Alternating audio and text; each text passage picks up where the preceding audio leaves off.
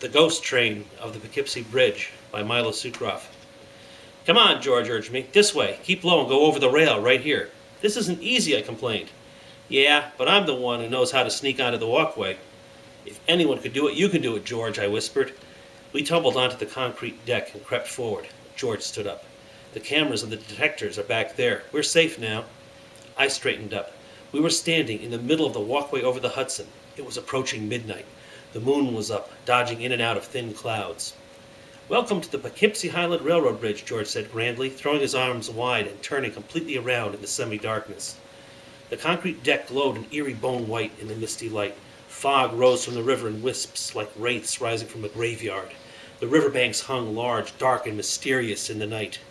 Yuck, I exclaimed. What's that smell? George answered sharply. That's just the Hudson River. It's more than that, I muttered. There was a sharp scent of muddy water mixed with the scent of concrete cooling after a hot day, dead fish, and distant pizza. A horn blasted sharply. I jerked and grabbed at George. What's that? I asked nervously. Calm down, Peter, George said scornfully. That's just a passenger train down at the station.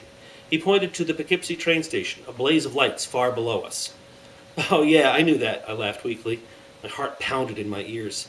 If you're going to be scared of anything, you should be scared of the widow's curse, George said calmly. I wanted to scream. I hissed at him. What curse? Why didn't you tell me about this earlier? This isn't the time to hear about that sort of thing. Oh, this is the perfect time. It takes a bit of explanation, though. George walked carefully, straight down the middle of the walkway, arms spread out straight sideways. You can't do that during the day, he said with a grin that looked fiendish in the moonlight. Too many people. The curse! Tell me about the curse, I hissed. George could infuriate me at times. He kept on walking and exclaimed, Okay, here goes. This bridge was once part of a great railroad. It was a mighty double ribbon of steel, connecting Danbury, Connecticut in the east to New York State and the Pennsylvania coal mines to the west. My mind wandered for a moment. George was telling me one of his crazy railroad stories. It was dark and eerie under the pale light of the moon. The walkway seemed to have lengthened to infinity. There was no end to it, no matter how far we walked. We must have walked 5 miles already. No, 10. So when the widow sued the railroad, they refused to pay for the cow, George was saying. What cow? I asked. George paused, then asked, Are you listening? Not really, I admitted. I'm getting used to the dark. It's nice out here. Yeah, until you remember the widow's curse, George said sharply. You were explaining? Anyways, George continued, when the railroad refused to pay for the cow, she put a curse on the railroad, especially this section between Highland and Poughkeepsie. Some say that's the reason this bridge burned every dozen years. Come on, I laughed nervously. You've got to be kidding. No, it really happened, George insisted. $12 was the widow's fee for the cow that got killed. She cursed the railroad so that something bad happens every 12 years. 12 years after the railroad refused to pay the widow, a locomotive threw a tire and it got stuck right in the middle of the bridge. Shut the whole line down for days. A tire, I said sarcastically. Right. Now I know you're making this up. Locomotives don't have tires. They're all made out of metal. You're ignorant when it comes to trains. That's your problem. Of course they have tires. They have big metal tires like hoops that fit onto the big driving wheels. George went on. The train braked so hard coming down the grade through Highland that the tire overheated and it came off on the bridge. They had to heat it back up and put it back on right there in the bridge. It took them a few days and it cost the railroad a whole lot of money and lost revenue. Oh, so that's it, I said. So that was the widow's curse that did it. Oh, yes, George agreed. It cost them the price of a cow, all right, times 1,000. I whistled. So that was the end of the curse, right? I can hope, right? You wish, George shot back. The curse just kept on going. Fires, derailments, locomotives appearing out of nowhere to frighten rail crews, then just vanishing. He said ominously, and it hasn't ended yet. A fire in 1962. They barely saved the bridge that time.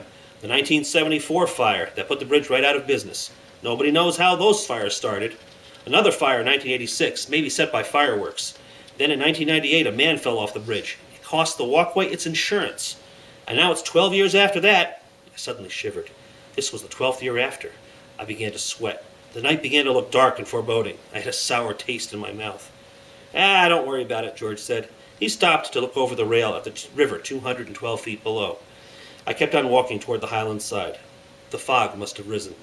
A bank of fog now lay high over the far side of the river, clear in the moonlight. The bridge deck disappeared into it, and I couldn't see the trees on the Highland side.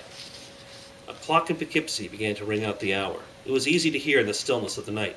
1, 2, 3. I counted up to 12. Midnight. Midnight? Widow's curse, I said out loud. What am I doing on this bridge at midnight? I must be crazy.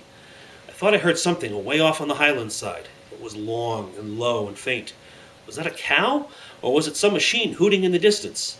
What's wrong with me? I laughed. Widow's curse. Now I'm thinking about cows. I heard it again.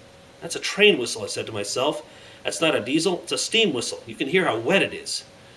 I looked intensely at the fog bank. A faint pinprick of light was glowing in the middle, down where the walkway went into the fog. It got slowly larger and brighter. Something was approaching. I stopped and stared. Suddenly, the steam whistle shattered the night. Something massive burst out of the fog and headed right down the middle of the walkway toward me. It was black and giant, surrounded by white steam like ghostly flames streaming out all around it, with a single ghostly white light in the middle. The whistle sounded again, so loud that my eardrums nearly burst. A wave of total terror washed over me, the kind that picks your feet up and gives them wings. I ran! I dashed down the bridge like lightning. The ghostly mass kept getting closer and closer. If only I could make the center of the bridge. I could dodge to one side, and that thing, the ghost of a train or whatever it was, could go by me. My legs began to burn. Closer, closer it came. I could hear every sound a steam engine makes, the swish, swish of the McCoy valves, the pistons chug-chugging, the squealing of metal against metal. My side began to hurt. It felt like a jabbing knife. I couldn't get enough breath. I forced my legs to keep going. The monster racing out of the fog was closing in on me. How long is this bridge, I wondered? I must have run a dozen Poughkeepsie walkways by now. I couldn't go on. I knew I was beat. Spots floated in front of my eyes. My legs were in agony, and a fire burned in both my sides. I began to cry, regretting every bad deed I had ever done. I had no breath for shouting, but through my ragged gasps I whispered, "It's not fair. I'm too young to die." The night grew gray around me, and I tumbled to the concrete. I couldn't go on. I was finished. At that point, I noticed two things. I was in the middle of the bridge. There was no mistaking the outline of that particular brass plaque and the row of benches. The other thing was the most horrifying sight I had ever seen. A coal-black locomotive was moving toward me, throwing out clouds of white steam behind it. I saw the round front of the headlight quite clearly. It had a tiny cowcatcher in front. It was aimed right at me. The train seemed to be slowing as it rolled toward me, pulling a mass of mist along with it. The chugging and scraping sounds were slower now, much slower. Then there was a terrible sound, the worst I've ever heard, a sort of clanging and banging and screeching. I threw my hands over my head. I couldn't move, lying exhausted on the solid concrete deck. The train rolled slowly toward me. The noise grew louder and louder until the whole valley rang with the roar of metal scraping on metal, and the bridge shuddered beneath me. I screamed! I screamed again. There was no noise but my own voice. A huge behemoth of a black locomotive stood only a few yards from me, hissing in the moonlight. Clouds of steam billowed up around it and hid everything behind it. Its large headlight glowed a ghostly gray radiance. I distinctly smelled sulphurous coal smoke and hot metal. The dark figure of a trainman appeared through the steam. It climbed down, kneeled on the cowcatcher, and peered toward me.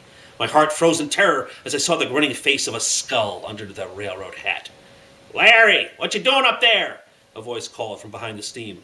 "Thought I heard something," the ghostly skeleton growled. It picked itself up and moved back behind the steam. Voices mumbled and cursed. Something clanged like a wrench hitting locomotive parts. Voices murmured behind the hissing clouds of steam. Then someone said clearly, "Blang it! The tires come! Clean off!" There was a burst of swearing. My head swam from exhaustion. Then the wind shifted and blew the steam toward me. It rolled around me in a fog, and I couldn't see anything. I must have passed out for a moment. The next thing I knew, I was lying on the deck of the bridge. My lungs burned, my sides hurt, and my legs ached. A fog bank draped across the far end of the bridge, bright in the moonlight. George walked up. "What are you doing there?" he asked curiously. I looked around. There was this train I started, then I stopped. There wasn't anything in sight. I thought I heard something away off on the Poughkeepsie side. It was long and low and faint. "Listen," George said. "Was that a cow mooing?" P.S. This is just a piece of fiction. It isn't actually possible to get onto the walkway without being detected and arrested.